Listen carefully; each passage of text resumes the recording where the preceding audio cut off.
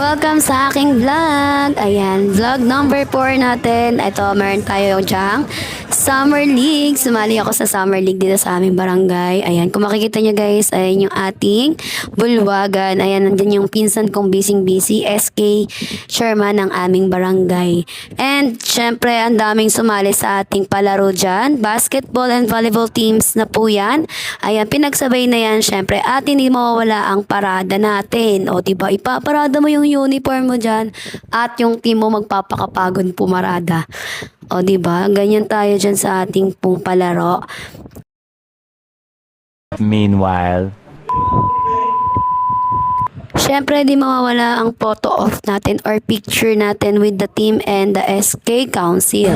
Ayan nga pala yung pinsan kong SK. Ayan, meron siya mga sinasabi dyan about sa liga natin. And ito, besh, nagpagalingan din yung mga muse. Ito, ang bata pa nito pero sobrang galing niya talaga as in.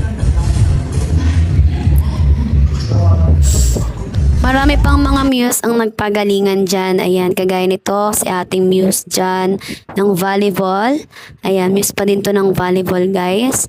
And syempre, muse ng mga basketball. Ang gagaling nila, guys, sumayaw, di ba, oh?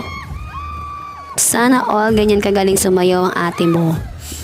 And syempre, hindi magpapatalo yung muse namin, yung aking pinsan. Ayan.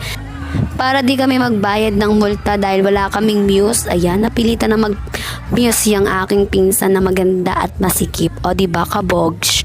Kaya nyo ba yan? O, ang taas ng heels pero caring lang lumakad. Sobra talaga, ayan. Sana all. Ayan guys, dahil dyan, dito muna tayo sa vlog natin. Abangan nyo na lang yung mga laro namin na ipopost ko. And thank you sa panonood.